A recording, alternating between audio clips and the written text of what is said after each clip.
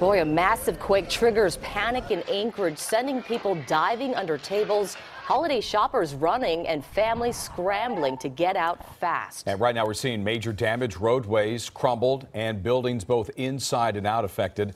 The effects of the 7.0 quake are still piling up this evening.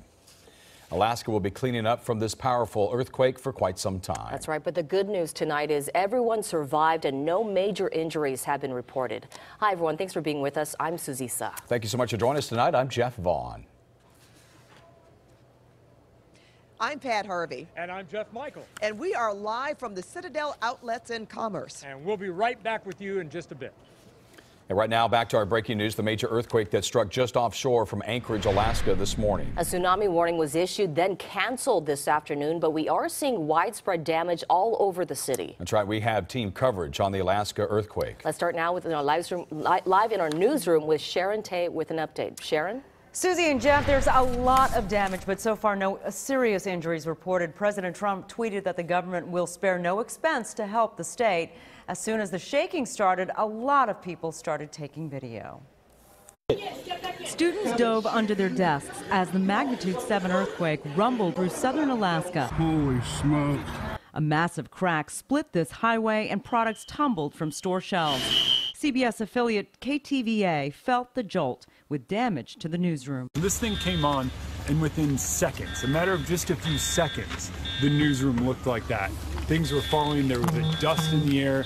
Every time you were breathing it kind of hurt. The station started reporting live over Facebook. There are TVs on the ground. You can see. In addition to damage to homes and office buildings, initially, tsunami warnings were issued for coastal areas. We live in earthquake country, so folks here are used to small tremblers, but this was a big one. Residents were told to head to higher ground to avoid dangerous waves. Traffic was backed up on the Glen Highway as people got out of town, but a short time later, the warning was canceled. We're looking around thinking, oh, it won't be that big, it's going to pass, and things get worse, things start falling. An aftershock triggered metal detectors to go off inside a courthouse in Anchorage, and people took cover. You can see inside one of the courtrooms. Things fell from the ceiling as the room continued to shake. One mother was getting something out of her fridge when the quake hit. Her security camera caught her panic as she got her son out of their basement and to safety. The Anchorage airport had to be shut down for hours. It is one of the busiest cargo airports in the world. The Alaska Railroad is stopped because of damage at their operations center, and the Trans-Alaska Oil Pipeline is shut down as a precaution. In the newsroom, I'm Sharon Tay. Now back to you, Susie. All right, Sharon, thank you. The Anchorage quake has one seismologist taking another look at the big one that struck here nearly a quarter century ago. Tonight, CBS2's Randy Page is live at Caltech, where he talked with Dr. Lucy Jones about the Northridge quake and why the one in Alaska is so similar. Randy? Exactly, Susie. We've come to Caltech because, as you know, Caltech is one of the epicenters for earthquake research for the answer to one simple question. What can we learn about Alaska's earthquake, those of us here in Southern California?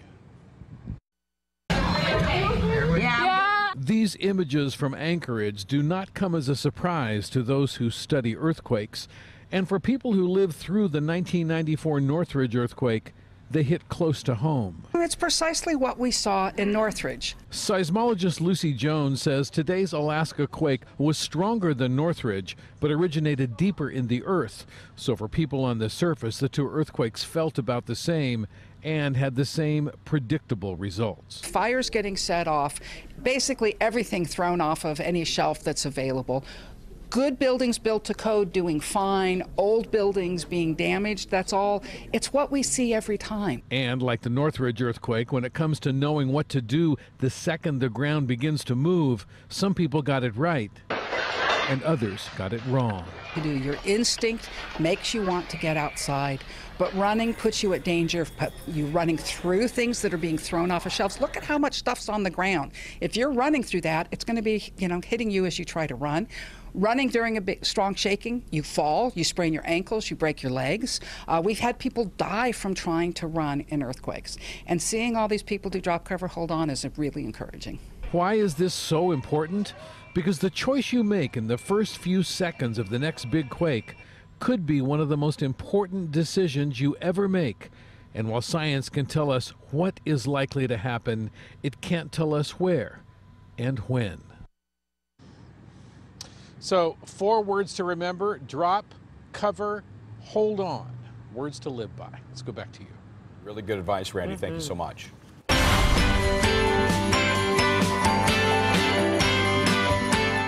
Just want to wave back a chipper I know, there, right? dance. Hey, by the way, it's our 30th year participating in the Chips for Kids Toy Drive. Of course, proud co-sponsors of this event, along with the California Highway Patrol. That's right. Last year, we collected 104,000 toys, and we're hoping to break that record this year. Let's check in now with Pat Harvey and Jeff Michael at the Citadel in Commerce. Hello there. Hey, Hello guys. there, Susie and Jeff. Do you recognize who we have next to us? Mr. Bold and the Beautiful Aaron right here. Spears from the Bold and Beautiful, Mr. Justin Barber, the lawyer who plays with Dollar Bill. Yes, we're always in trouble. Yes, you are always in trouble, but not today. Aaron, tell us what you have today. Yes, we have toys donated on behalf of the Bold and the Beautiful. Ooh. Here we go. Here we go. Sacks of toys for the kiddies, man. We want everyone to come out, the public, donate a bag of toys or one single toy that we love to give to the community. For teenagers or children, it would be wonderful. This is the, 30th year? 30th year. That Southern California CHP is doing this. Amazing, amazing. Last year, 104.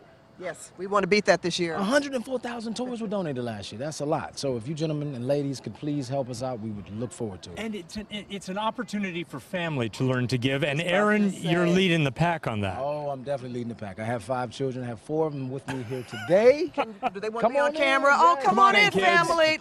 Look at Some of this the most gorgeous beautiful kids family. you'll ever want to meet. This is Hina, Raiz, Kadia, and Ayana. And I got one more, Nayali. Hey, she's up north. And you know what? That's what this is. This is a family event. This is for children in need, but the whole event that the CHP is putting on is about family. It's about helping other families. So it's just wonderful that you brought your own out here personally. Thank you. I thought that would be a nice little touch. Considering I have so many and we're donating to those in need, hey, bring mine to help out and help out with the donations, I should say. And it doesn't take a lot of money. You can donate a toy worth $10, $20.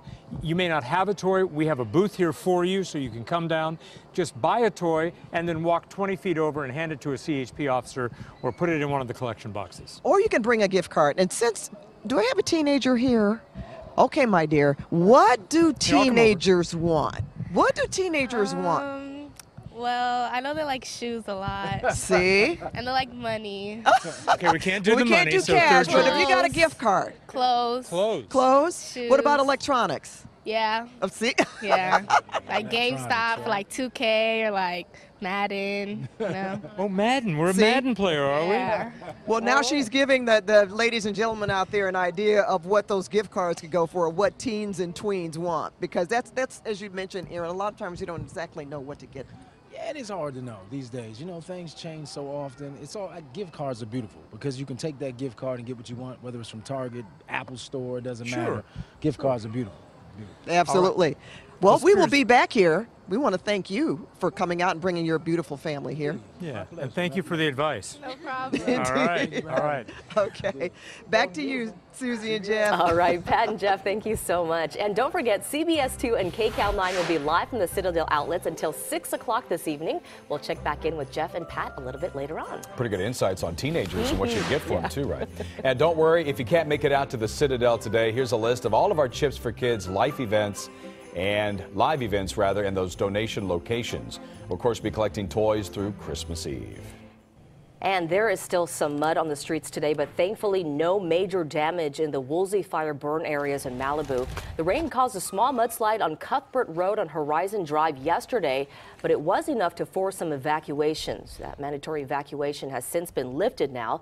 All streets are open, but there are delays from utility trucks and workers clearing the mud in that area. Well, we got round 1, maybe 2, and Garth is standing by with more. Are we going to get more rain, Garth? Yeah, the slightest chance for us tomorrow. I'll show you that. Coming up in the full forecast, but boy, what a day today. A beautiful way to let November go. So hard to let this month slip by. It's just so beautiful out there. Downtown Los Angeles, traffic fairly light right now. It's 62 degrees, picking up some west winds, 5 miles an hour. But it is a perfect November day into the low 60s, 48 up into the high deserts. Mountains right around 32. So a couple inches of snow flew in the locals at the higher elevations. That's pretty good. 60 up in Oxnard. Cold, dry weather, though. It's good for them to make snow up into that area. We are a little bit warmer than we were 24 hours ago. You can see it there by about a half a dozen degrees. There's the northwest winds coming in. We'll talk about this other system. We're kind of trapped between a couple of systems and a little ridge. Explain it all to you in just a few minutes. Back to you guys. Well, that storm brought a lot of smiles to people in our local mountains. Take a look. That's because it dumped plenty of snow to play in. CBS2 Inland Empire reporter Tina Patel is live tonight in Big Bear with a look at the conditions there right now. Tina. There is just something magical about the first snow of the season, even if it's just a few inches. As you can see, just having this blanket of fresh powder really makes it feel like it's the holiday season. Natalie and Madeline Rodas live in El Salvador, so they don't get to have too many snowball fights at home. That's why they were excited when their relatives in Los Angeles decided to drive them up to Big Bear today. I like the view of the trees and the snow, and I can play with it. It's so fun.